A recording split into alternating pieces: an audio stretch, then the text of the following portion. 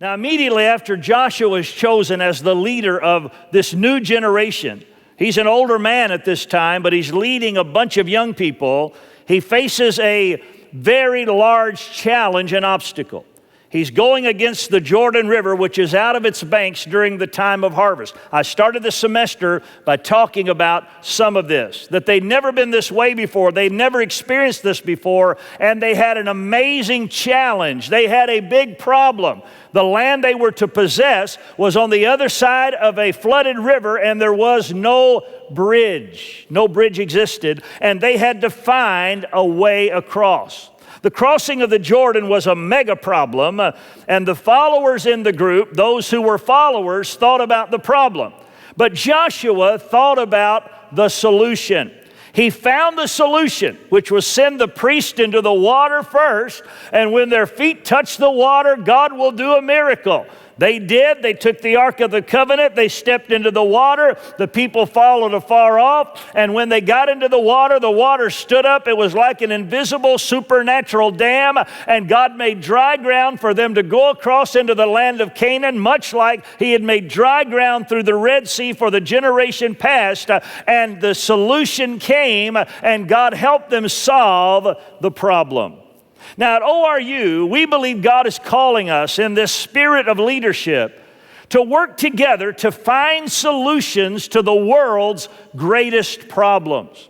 While you're a student at ORU, we don't want you just to think about the problems of the world. We want to help you think about the solutions to the problems of the world. We serve a God who has all the wisdom of the ages. He knows what to do. He sees the problem, but more importantly, He knows what will unlock that problem and bring a solution in our generation. And we believe if we're full of the Holy Spirit and connected with the All-Wise One, that wisdom can come to earth and we can find solutions to the problems man faces.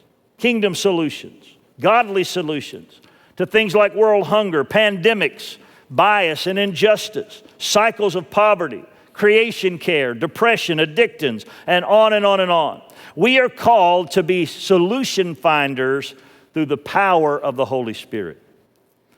George Washington Carver was an early 20th century investor and scientist. He was born a slave, and his parents worked for the Moses Carver family in Missouri.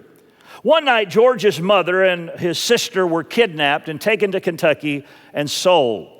Moses Carver, who had managed them, hired someone to find them, and the only one they could find in Kentucky was young, infant, toddler stage George. He was brought back to Missouri, and the Carver family raised him as their own. In school, he first identified himself as Carver's George, to which his teacher quickly changed his name to George Carver. That same teacher said something that had a profound effect on George. She said, "You must learn all you can, then go back out into the world and give your learning back to the people." George Washington Carver would go on to become the first black student and the first black faculty member in history at Iowa State University. Carver was a strong Christian and believed that he could have both faith in God and in science, integrating both into his life. He'd have been a good ORU student. He testified on many occasions that his faith in Jesus was the only mechanism by which he could effectively pursue and perform the art of science. When Carver arrived as a faculty member at Tuskegee Institute in Alabama in 1896, ran at that time by Booker T. Washington, the South was in a significant crisis. There was a big problem in the South.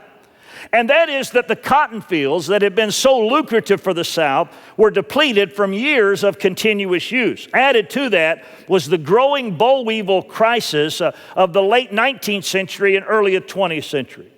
Carver began teaching that there were better land uses for the property in the South than just cotton.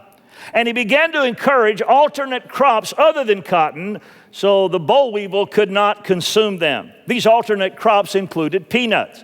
to encourage farmers to raise peanuts and find a solution to the crisis and the problem they were in, Carver discovered and demonstrated multiple uses for the peanut. In fact, George Washington Carver discovered over 300 uses for the peanut, including beverages, cosmetics, dyes, paints, medicines, and farm products. And he helped Southern farmers find a successful, thriving business. Carver would say late in life, and I quote, "When I was young, I said to God, 'God, tell me the mystery of the universe.' But God answered, 'That knowledge is for me alone.' So I said, 'God, tell me the mystery of the peanut.' And God said, 'Well, George, that's more nearly your size.' And he told me." Carver was a leader. He thought about solutions, not just problems. Because of this, he has been revered around the world. Now, God promised Joshua, facing this massive problem, this massive situation of a flooded river and a destiny and a calling to the other side, that if he would do what he was commanded to do that day, listen to what God says, "Today I will begin to exalt you in the eyes of all Israel, so they may know that I'm with you as I was with Moses." You want to find a leader? You want to find the person that's going to be in leadership? Find somebody that can find solutions and doesn't just look at the problem. Come on, give God praise for the